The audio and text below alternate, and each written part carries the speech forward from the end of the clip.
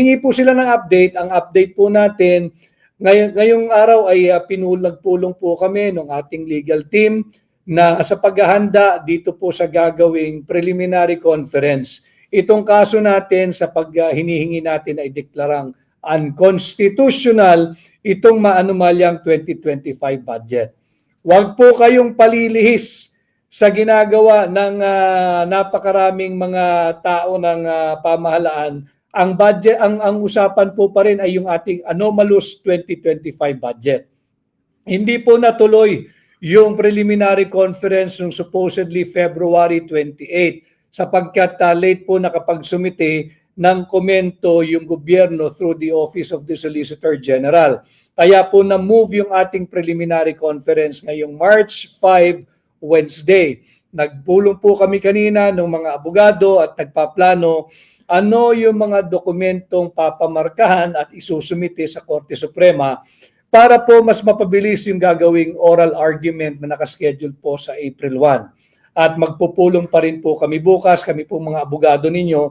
Tatandaan po ninyo itong kaso natin sa Korte Suprema, yung petition for certiorari and prohibition, ito po yung kaso ng bawat ordinaryong Pilipino. Ito po yung kaso ng mamamayang Pilipino sapagkat ang linalabanan po natin dito ay yung illegal, invalid, anomalous, immoral, and unconstitutional 2025 budget na dinidescribe nga po natin na kriminal. Sapagkat wag nating kalilimutan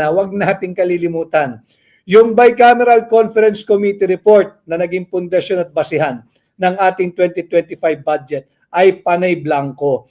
28 items ay blanco, nagkakahalaga ng 241 billion pesos. Pinagbigyan na rin po ng Korte Suprema yung ating hiling na makapag-issue ng subpoena o i-produce yung original copy ng enrolled bill. Hindi man po subpoena ang in-issue pero inatasan po ng Korte Suprema ang mga respondents sa kasong ito, yung Office of Solicitor General, na i-produce yung kopya ng enrolled bill. Importante po kasi yun para makita talaga natin na mula doon sa mga blankong Bicameral Conference Committee report, kung meron bang mga halaga na yung mga iniwan na blanco. Kasi babalik po tayo doon sa ating basic premise. Blanco yung final approved, ratified, and filed and signed Bicameral Conference Committee report. Pag blanco yan at merong halaga na nakalagay doon sa enrolled bill, sino yung naglagay ng mga halaga dyan?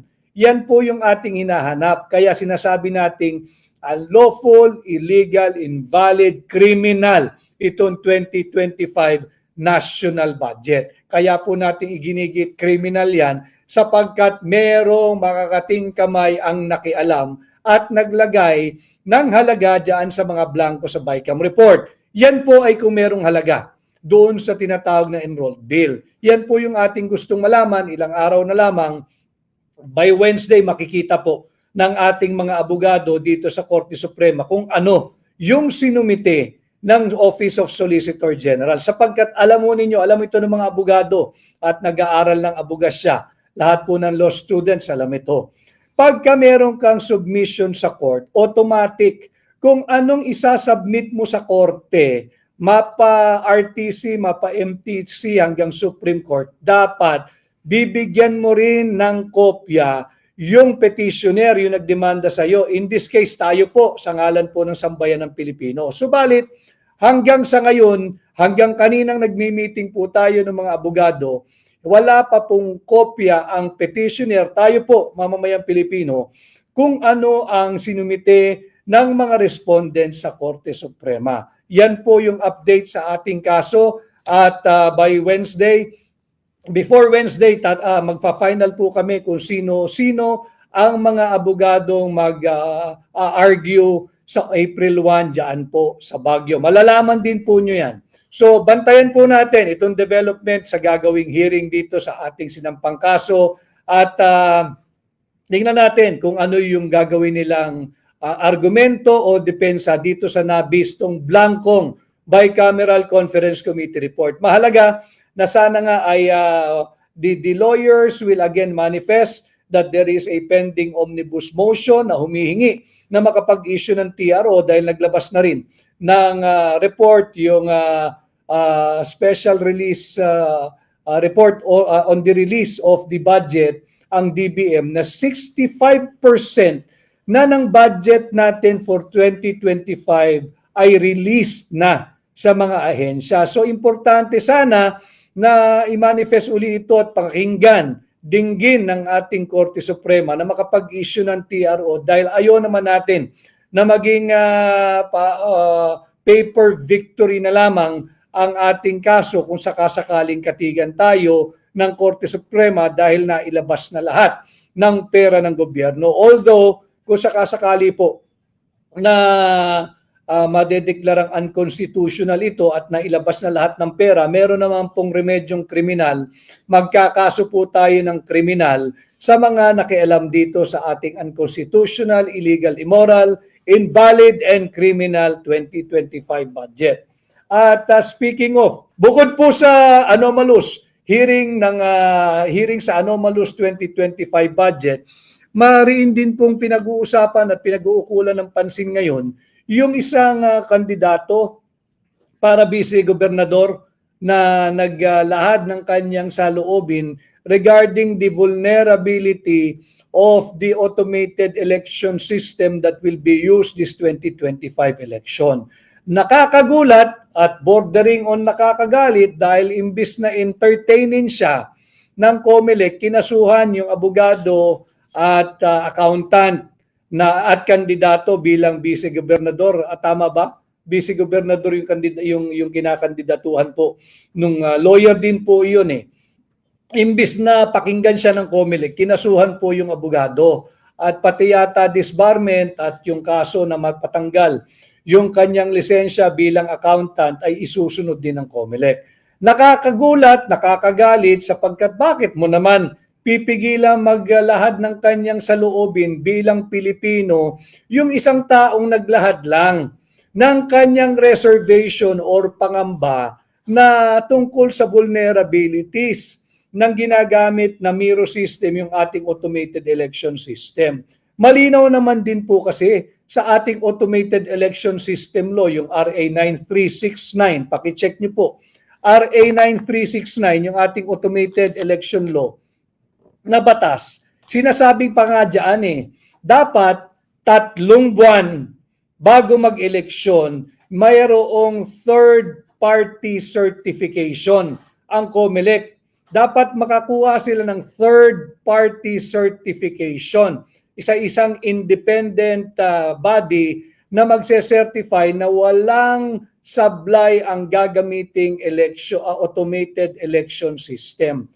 Ang deadline po niyan ay 3 months before the election, dapat ay nakakuha na ng certification ang COMELEC na foolproof o walang vulnerability yung system na gagamitin ngayon. Today is already March 3. Ang deadline po dapat niyan kung 3 months before election ay February 12. February 12 dapat po ay nakakuha na ang COMELEC ng tinatawag nating independent third party certification na hindi nga po pwedeng dayain o hiihak yung sistemang ginagamit nila. Hanggang ngayon, tahimik ang COMELEC kung bakit wala pa silang third party certification.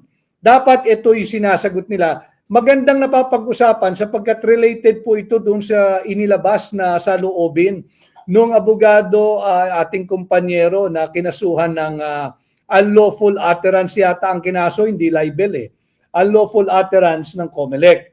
Bakit mo kakasuhan yung tao? Nagpapahayag lang naman siya ng kanyang reservation sa ginagamit ninyong sistema ng Miro. Dapat yan sagutin. At ang mapapansin natin, I do not like to think, but it seems that the government, even the COMELEC, is weaponizing itong Article 154 para patahimikin yung pumupuna at nagbibigay ng kanilang pahayag regarding the vulnerability of the automated election system to be used and to be deployed this May 12, 2025 election.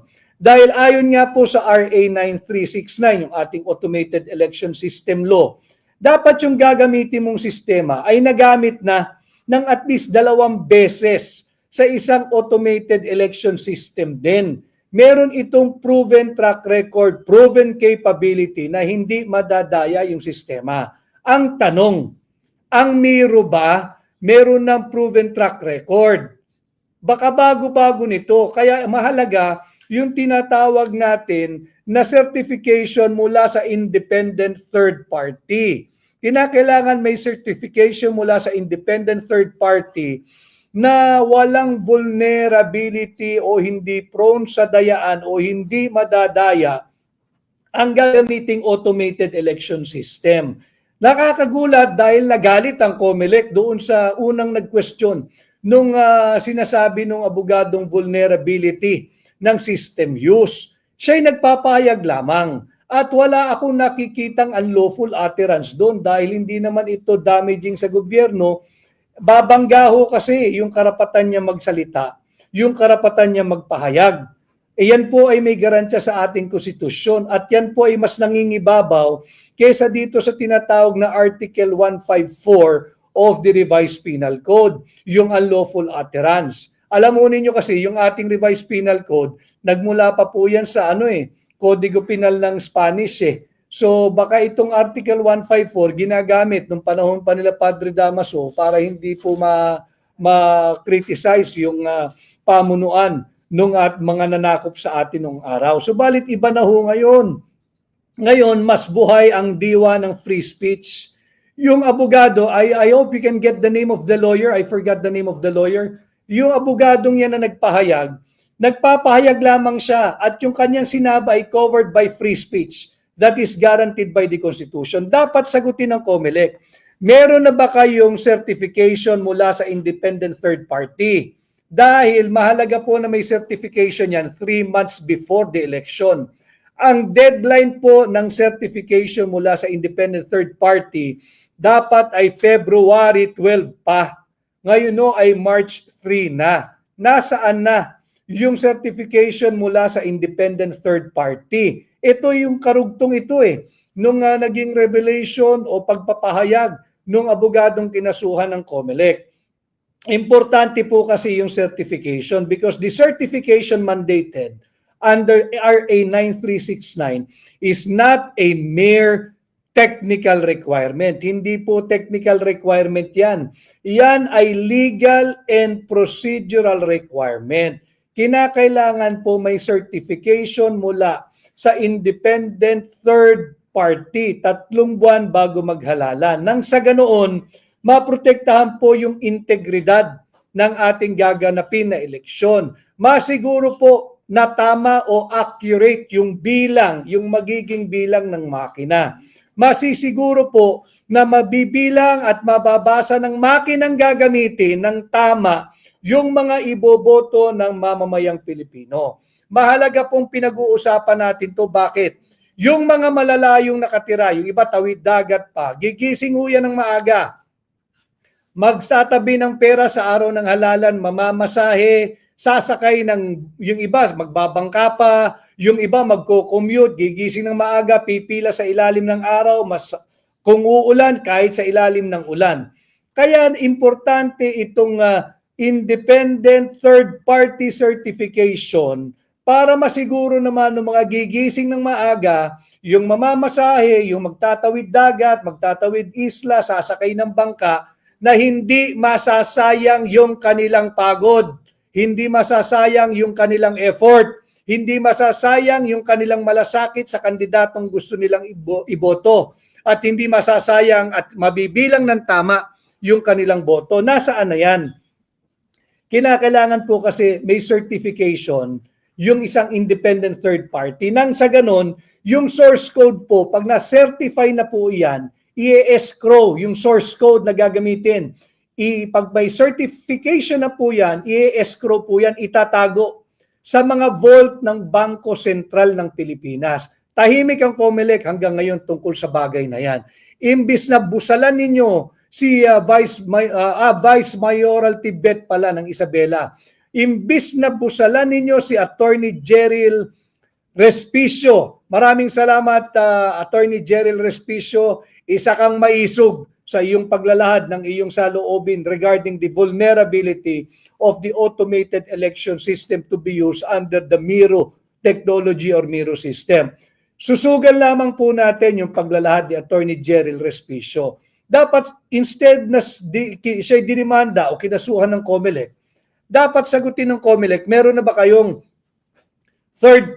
independent third party certification? Para nang sa ganoon, mailagay na sa escrow o sa vault ng Central Bank o ng Bangko Sentral ng Pilipinas yung source code. Imbis na busalan ninyo si Attorney Jeril Respicio na nagpapahayag lang ng kanyang saloobin o reservation sa gagamiting system, itong automated election system, anong masamang pag-usapan yung vulnerability? Malinaw naman yung mga requirement under Republic Act 9369. So, itong ating pagdidiskurso ay bawal na rin? Tayo rin ba ay kakasuhan ng violation ng Article 154 ng ating Revised Penal Code, yung unlawful utterance, dahil tayo ay nagdidiskurso sa isang napakahalagang usapin? Ito ba'y makakadanyo sa gobyerno kung nagtatanong ang mamamayang Pilipino kung meron ng certification mula sa independent third party at ito ba'y na-escrow na sa mga vault ng Bangko Sentral ng Pilipinas? Importante yung certification ng independent third party nang sa ganoon, we can be assured that the votes will be counted with accuracy and the machines will read properly the votes to be cast on election day. Ito'y kasunod lamang nung pagtatanong ni Atty. Jeril Respicio. Huwag natin silang busalan. Sagutin natin, harapin natin, sapagkat ang deadline ng certification by an independent third party sa gagamiting automated election system ay nung February 12 pa or 3 months before the conduct of the May 12, 2025 election. Yan sana ang ipaliwanag ng Commission on Election at huwag i-weaponize ang ating mga batas at gisikilin or gipitin yung mga nagpapahayag ng kanilang saloobin katulad ni Attorney Jeril Respicio. I saw one of his interview. The lawyer, the guy, he laid down yung kanyang qualification and apparently he is also an expert in IT. So bakit mo questionin? He is also an expert in IT audit. Siya ay lawyer at accountant. At dito magdududa ho kayo mga kababayan, huwag tayong pumayag sa ganitong pambubudol. Bakit mo kakasuhan yung tao? Tapos may banta pa na ipadidisbar. Masama na bang ang lawyer ay advocate? Si Attorney Jeril Respicio is an advocate for a clean election. Bakit mo ipadidisbar? Lawyers are advocates. And a lawyer should be always advocating for something. Whether you're a political, you're a social, you're a legal advocate or activist, ang abogado ay isang advocate. Huwag mong tatanggalin yan. Kay Atty. Jeril Respicio, tatakutin mo ng disbarment. Pati lisensya niya bilang accountant, tatanggalin mo. Ito ay talagang panggigipit. Bakit? Bakit hindi mo sagutin? Kagaya ng ating tanong ngayon, meron na bang certification coming from an independent third party? Yang system na gagamitin mo mula sa Miro. Ang requirement ng RA 9369, dapat meron na 3 months before the election. Ang 3 months na yan, lapse on February 12, 2025. Marso na ngayon, March 3 na ngayon. Meron bang certification? Para sana yung mga source code ay nakatago na o naka-escrow na sa mga vault ng Bangko Sentral ng Pilipinas. So, mabuhay ka, isa ka maisog, Attorney Jeril Respicio, ituloy mo yung pagiging advocate mo, yung advokasya mo, tungo sa transparency at accountability. At tungo yung advokasya mo, tungo sa isang malinis at tatapat na halalan.